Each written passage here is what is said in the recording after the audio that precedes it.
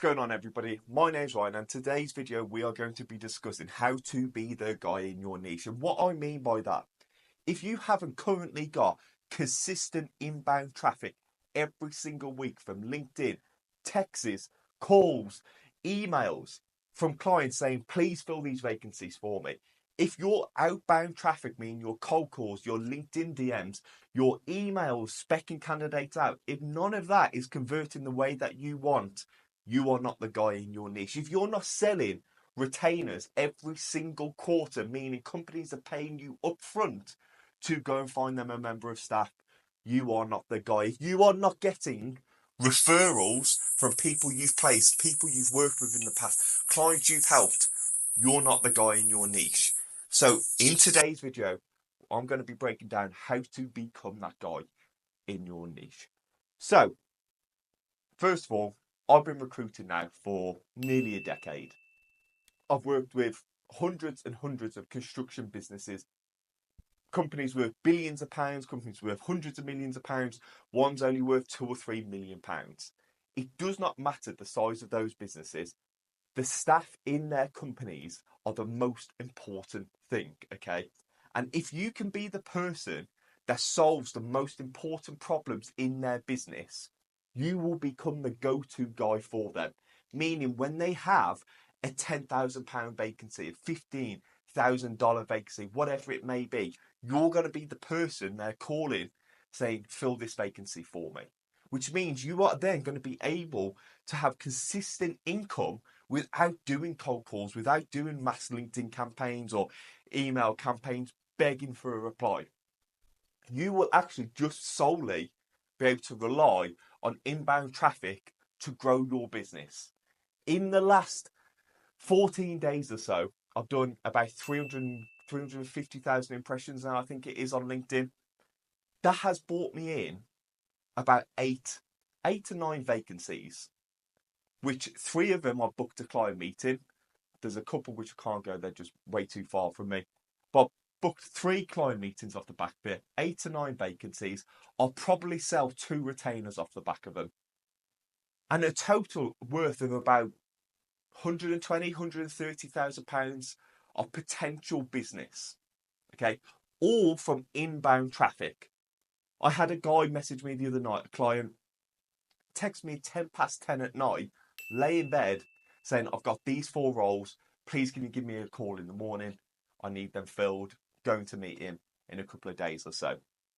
Texts in the morning, 6 o'clock in the morning. I need this person. Can you help fill this? This is the reality. Yes, I have been working in this particular sector for, like I said, nearly 10 years now. But you can get there within a couple of months. In a couple of months of consistent effort with the clear vision of what you were trying to do, you can go from the typical recruiter calling companies up, begging for work, to be somebody that gets inbound traffic constantly. Your cold calls aren't really cold calls because they already kind of know who you are if they haven't spoke to you before. Maybe they've seen you on LinkedIn, they've seen your content, they've seen the stuff that you're doing, which means you can then start selling retainers, okay? I have sold loads of retainers. In fact, I sell retainers in the UK on a year-long basis. So a company that typically probably hires 3 to 4 people from a recruitment company every single year, they pay me to be their recruiter. Okay, so we work out an average fee, boom, boom, boom, here's £40,000. Every single year, I've had clients now for 4 or 5 years who pay me on this sort of basis. So I know next year, bang, I've got 40k guaranteed. 30k guaranteed with that one. I've got 20k with that one who only needs 2 little placements every single year. This is the holy grail of where you need to be. Okay, because if you can have a base of, I don't know, let's say £50,000, $100,000 every single year of people who trust you and pay you up front every single year to deliver a service for them, you are the guy in your niche. Okay, and to be honest, you don't even need to be the guy in a whole niche. You need to be the guy for about 5 people. Okay, literally 5 people. Let's say, for example, your average fee is 10k. Okay, so you're working on people on $70,000 or more, or whatever it is. But let's just say it's 10k for argument's sake. You get 5 clients okay, with 3 roles a year, that's 15 potential placements just off the back of them where you're the person, where they give you all the work. Okay. That's £150,000 just right there from 3 clients. You fill half of them, that's 70k from 3 clients. Okay. That's literally it. I'll just get my little rag here. Okay. So this is what we're going to be going over, how we actually get to that point. First of all, and I know this because I've had probably 50, 60 of these sort of conversations now on onboarding calls with people that I start working with, one-to-one coaching or done for you, whatever it may be. They book a one-on-one call, whatever. Most of the problems come from not understanding these 2 things right here. Okay, so you need to go 3 to 4 layers deep on the people that you serve. What I see typically from recruiters that I work with is I go, okay, what's your sector? And they go, construction. I'm just going to use mine for argument's sake, but they'll go construction or tech or healthcare. Cool. What's your niche? And they go, construction. What do you mean? It's like, no, but like, what's your niche? Who do you serve? It's like, construction. Okay. And this is the problem that everybody, well, most people run into. You are trying to serve too broad of a customer.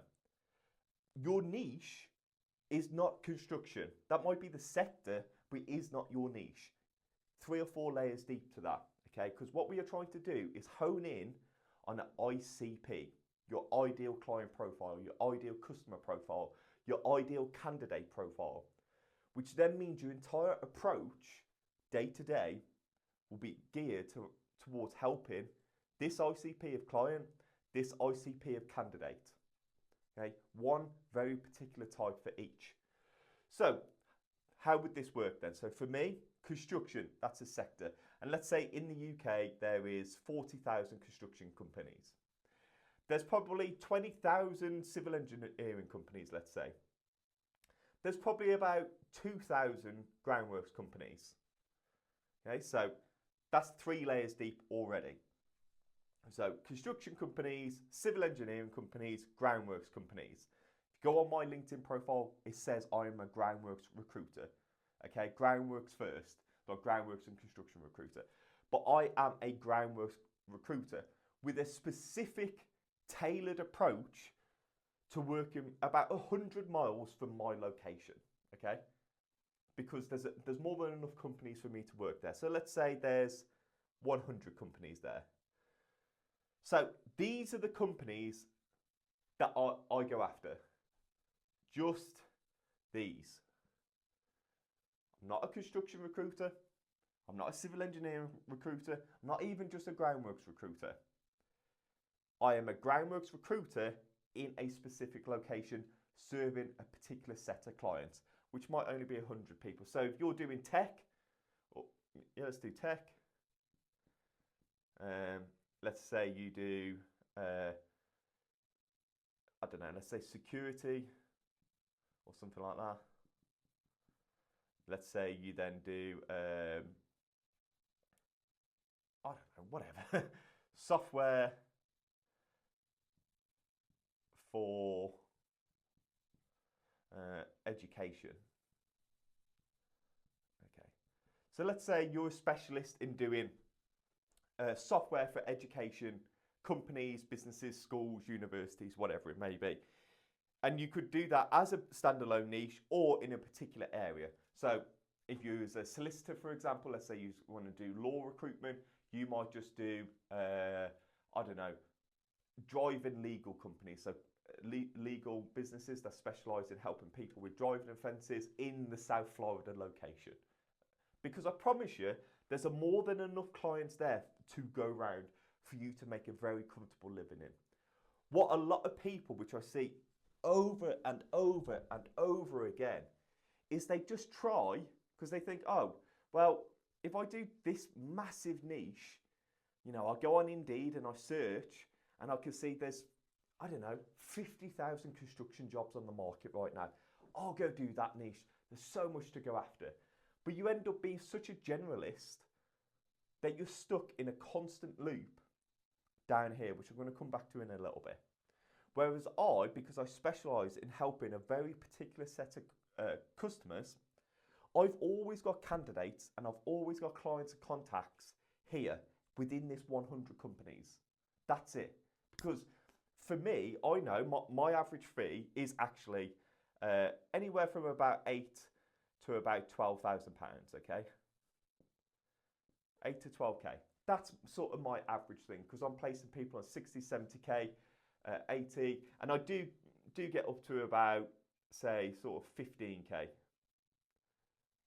15k as well. So basically any range from 8 to 15k is my average fee. So let's just say from there, we'll just do 10 again for argument's sake. 10k is my average fee. Which means, again, like I said, what's that? £70,000 of 15%. For me, to make £100,000 a year, of these 100 companies, I just need to make 10 placements. Okay, that's it. Let's imagine each of these 100 companies hire 4 people a year through recruitment companies. That means there's 400 placement opportunities from these 100 companies. Okay, so 100 times 4, 400 placement opportunities, which means for me to actually make £100,000 a year, I am looking to capture 2 to 3% of the market. That's it. That's literally all I'm trying to do. If I tried to capture 2 or 3% of the construction market, which would be thousands and thousands of placements, I'm never ever going to be able to do that. And no one's ever going to know who I am because it's such a huge market. I can't possibly speak to these 100 people, the 100 people, 200, 300, 400 miles away from me. How am I going to know the customers' names, what the companies do, the types of candidates they like? It's impossible. So all I'm trying to focus on is these here. That's it. I'm trying to make it 10 placements from these 400. That's it. So super specific, I serve a very particular type of client over here. So I can confidently say, if you are a groundworks business within this location, I probably know who you are, what your company does, what your turnover is, what type of company candidates you'd like to hire, and vice versa. All my candidates are coming from these 100 companies pretty much, okay? So the candidates that I'm generating, that I'm placing into these 100 businesses are from the other 100, okay? As simple as that. So when I get a candidate, I know exactly where to place them because I know who the competitors are of the current business he works at. If he works at a groundworks business turning over 40 million, more than likely, the other ground worker turning over 50 million, 10 miles down the road, is probably going to be interested in speaking to him. So it's I don't need to know really whether the guy is that great or not. I look at his CV, it's like, he's done 3 years here, he's got 10 years experience total, he's asking for the right sort of money, he's based in this location. Why don't I just ask them? I don't have to do too much of the interview. I don't have to spend too much time, asking technical questions or anything like that because I don't need to. He does the same work for basically the same client, so I'm sure you can go and do the same work for basically the same client 10 miles down the road. And again, when I get a client who falls in here, I know exactly where to go and get candidates from. The company turning over a similar turnover 10 miles down the road do tenders for exactly the same work. Do you understand where I'm coming from here? So by me specialising in just helping this very small specific type of company who does the same type of work over and over means my time to find candidates and spec candidates out is much shorter, so I can fill roles much faster for my clients. What a lot of people get stuck into, actually, before I get into that, I'm going to come to this bit here.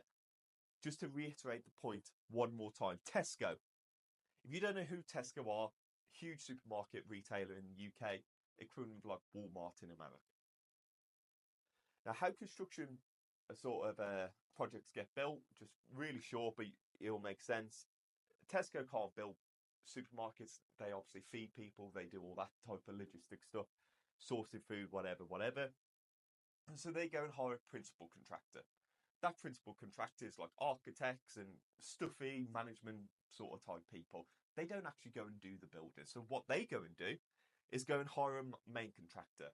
That main contractor is going to be worth billions and billions. They've got thousands of men that work for them. They've got diggers, trucks, all these types of stuff. They'll be the people that go and do 70% of the work. Okay, they might put the foundations up. They might actually put everything in the store. They do the roads, whatever it may be. Okay, but even still, this main contractor can't do all of the work. They need somebody to dig the foundations. They need electricians to put the lighting in. They need specialists to help them out. Now, the reason I bring this up is because every single person, every single company here hires QSs and PMs, project managers. Okay, so they have QSs, they have PMs, they have QSs, they have PMs. Now, if I was just a construction recruiter, I might get somebody's CV of a QS, 7 years worth of experience. He's based in this location. He says he's worked on Tesco superstores before. Superb. Why don't I put the QS from the principal contractor into a subcontractor? It doesn't work. They're completely different things. They might have the same job title, but they do a completely different day-to-day thing. They're not doing what they do. So if I try to spec in or pitch candidates from a principal contractor to a subcontractor, I'm wasting my time. It's never going to happen. And this is an issue that I see time and time again across all industries. People thinking that, oh, I'm just going to do project managers, or I'm just going to do QSs, or I'm going to just work this specific type of role.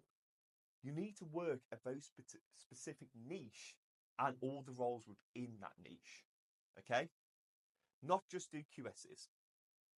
Because the problem is then I don't get to benefit from this. Now, if I get a candidate from a subcontractor, I think, well, every single time I have to go and figure out who's the ICP, who's the clients, okay? I don't know off the top of my head what principal contractors in this location to go and send people to. I literally don't know the companies. But I know every single subby. That's the difference. Okay?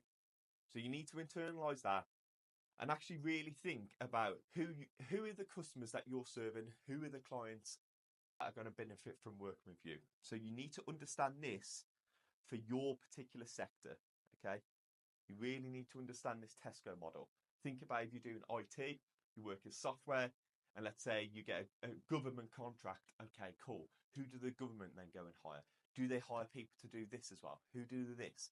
Because you might have project managers in that particular niche sector where just because they work on a government contract, they might be doing a completely different part of it, which wouldn't make sense to go and put them into the tech equivalent of a subcontractor.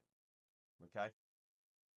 One other benefit of this, which I kind of touched on, most people, they spend their days calling around trying to get a vacancy or emailing LinkedIn begging for a vacancy. Really, really desperate to try and get something. You get a vacancy, happy days. You spend 3 or 4 days trying to get one. You finally get a really good one. They're receptive to you, blah, blah, blah. You go and resource candidates for it. So you then spend the next week or two and you're on the phone, you're calling, you're making lots of calls, LinkedIn messages, emails, all that sort of stuff. Wicked. Lots of work into it. But you're 2 weeks into this now, remember. You've got some candidates, though. You've moved quickly. You've got 3 candidates. Happy days. You put those 3 candidates forward for the job. One of them ends up getting the job. Happy days. You made money. Woohoo! But now you've got a problem. Because you are not a specialist in a particular type of niche, those 2 other candidates that you generate typically just go into your CRM. You tell them, oh, unfortunately, we got nothing for you. But if something comes up, I'll let you know. And you never speak to them again. I can't tell you how much I see this from recruiters. They just spend 2 weeks, okay, and they think, oh, well, I've made a placement. If it all goes well, I've made a placement, I've made some money. Yes, you have. But you've just resourced 2 other superstar candidates potentially, who from these these companies could be really interested in them. So instead of leaving them in your CRM to go wherever, you can then just go spec them out to the other 99 companies here. You don't get that if you just take any client from anywhere. If you just take, like, for example, me, if I start doing housing and there's a company in London, a housing company in London, and they say, oh, we're looking for a QS. I take the job on, I spend loads of time resourcing for it, I pull up some candidates, and then I'm like, oh, okay, now what I need to do for those other two candidates, I need to go and build a list of companies that would be interested in them. I need to double check that, and that could take a couple of days potentially, depending on how you do it. I've got my systems down, so it wouldn't take me too long. And also just while I'm on that, if you're interested in working with one-on-one, we have a full video course where I explain all this type of stuff, which is like group coaching. You get 2 2-hour sessions per week. We have a one-to-one coaching where you get the group coaching, and you also get access to my diary when you can just book in a call once a week or whenever you need it, and we can go through one-to-one and fixing types of things in your business. And then I also have a done for you offer where we set up essentially a virtual assistant team in your business, which enables you to go from, I don't know, at the moment, maybe you send in a couple hundred emails every single month, or maybe you send in, 20, 30 LinkedIn DMs. We can enable you to send hundreds and hundreds of LinkedIn DMs every single day, okay? Which means you fill roles faster, you book more clients, you get more vacancies. We work out a content strategy. Literally, we basically build your business. We build you a client database with mobile numbers, absolutely everything you need to be a huge biller. Okay, automations, workflows, all that type of stuff we can do for you. I'll leave the link below if you're interested in any of that stuff. So I would have to go and build the list of companies to go after. I'd have to go and get their email addresses. I'd then have to obviously figure out, okay, how much time am I going to actually put into try and getting these two people a job? Because it's not my real area. I might be neglecting my clients if I spend too much time on this. Am I really going to be able to give these two people the time they need to actually go and get them a job? Probably not. So I have just wasted, a lot of time on there. Where if I just serve these 100 people and I got a vacancy for one of them, all the candidates that I generate for that company, I can then just go and put them to the other 99. That doesn't take me any time. I can literally go, oh, he hasn't got the job, you're going that one, no problem. Or boom, call the candidate. You haven't got that job, but I think I've got a few other things. I'm going to go and have a chat with all my other clients that I think would be interested in you. See what else we can dig up for you. Happy with that? Happy with that. Then I'll just then go ram the phones, LinkedIn messages, calls, to all of these. I've got somebody I think you'd be interested. They do X, Y, Z. Let's book in a call. Bang. So I've just turned one vacancy into potentially 3 placements. And even if I don't end up placing those 2 other guys, I could pick up more vacancies. It's just a good chance for me to build. Instead of calling companies up being like, oh, you got any work? It's like, I'm actually calling because I think I've got somebody you'd be interested in. Even if you're not, I can find out information about them, which is really, really good. So, content strategy.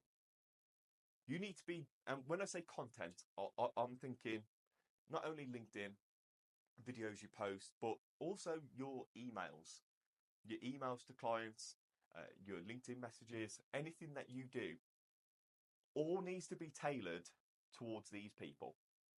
Okay? Not these, not interested in that, don't care. These people, that's who I want. I want these people to be reaching out to me.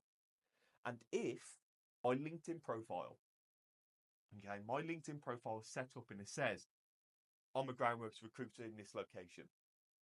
All my LinkedIn posts are about those customers and the problems they got. If all my LinkedIn messages every single week, both clients and candidates, are all going to these types of people here, we're winning. If everything I do over a consistent period of time is aimed at just 100 companies, and I can just do 10 placements a year, that's £100,000. If I do 2 placements a month, okay, which is 20 to 24 placements per year, you can be £250,000 biller from 2 placements just from here. And from my experience, once a company's over 20, 30 million pound turnover, they are probably doing 3 or 4 hires every year. So if you start working with companies, like I've just signed one, it will take me a while to agree terms and get on their PSL. They turn over like 700 million. At the moment, they've got 45 live vacancies. So I'm on with these now. I fill this one for them and I'll get access to the other 45. That's insane. They've got 45 live ones currently right now. And I only got that because all of my stuff is like that was inbound. That was an inbound. The guy messaged me. He's a recruiter for a company. He messaged me, say, can you fill this role? I sold them a retainer. So they paid me upfront to go and find this person. And if I do it, if I fill it, which I will, I then get access to another 45 current live vacancies. This is how you can go from where you are right now and you're really struggling to get people to respond to you, nothing's really going the way that you want it, to the point where you start getting inbound traffic and people just agree to retainers, just like that. But you have to do everything to tailor to these people. Okay, your 100 companies. Who can you serve? Just those 100. And I know you probably don't fully understand who that 100 is right now, but look at all the placements you've made. Look at the sector that you work in. Drop a pin on your location, do 100 miles. Unless you live right in the country and absolutely nobody around you, you could just drop a pin on your location. Or just pick somewhere like, I don't know, South New York or South Florida or whatever it may be. Okay, Manchester, whoever. If you could be the guy that solves the problems for just 100 companies, you will never, ever, ever struggle in recruitment. That's all you need. And again, if you want to work with me, links below.